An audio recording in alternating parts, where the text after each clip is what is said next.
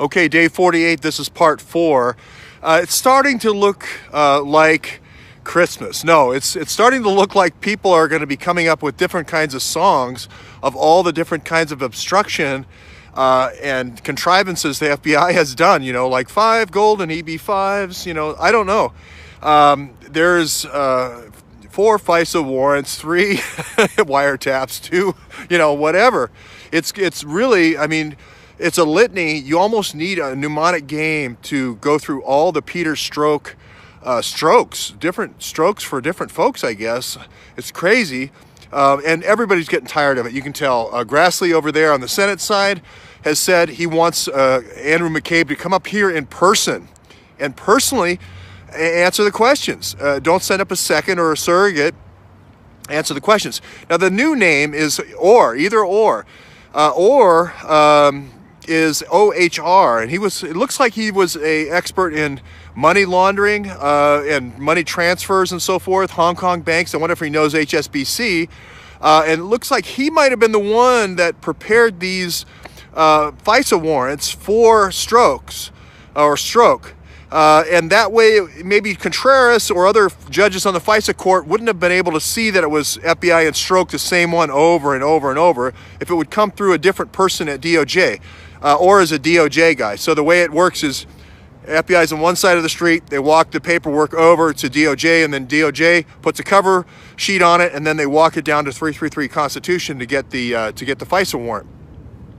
If you noticed, a lady in the background in a few of our videos here.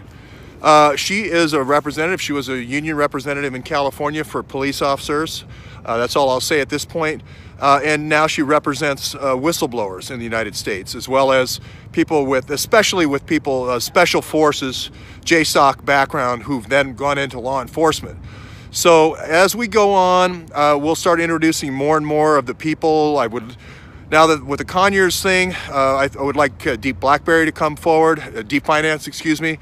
Hopefully some of the other informants will come forward. Hopefully even Deep Uranium will come forward so we can not have that anonymity problem.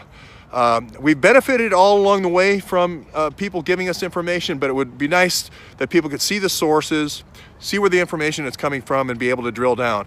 So I'd like to encourage all the people along the way that have provided sourcing to think about that. Think about identifying yourself, come out of the profile name and identifying yourselves and letting people know that you do exist and what the source and background and credibility and credentials that you have. So I think we're at a crisis point. I think the Nunes has had it on the Intel Committee. He is wanting these 10,000 texts. These texts are going to lay a baseline, lay a foundation. It looks like, very much looks like, the plan A was take Trump out with illegal wiretapping, meeting with Christopher Steele and Fusion GPS before the election, and plan B, they met again with Christopher Steele, maybe Orr was the go-between, met again with Christopher Steele after the election, which is really quite surprising, to set up the Michael Flynn sting, or whatever you want to call that, entrapment. If Michael Flynn's attorneys connect the dots to a second illegal sting operation with Fusion GPS, that really will be quite unprecedented. The unmitigated temerity, some people might say. So we're going to go over to the Senate side and see what Senator Grassley has to say. And thanks to all law enforcement out there. Thanks to all ex-military that have helped this investigation along the way.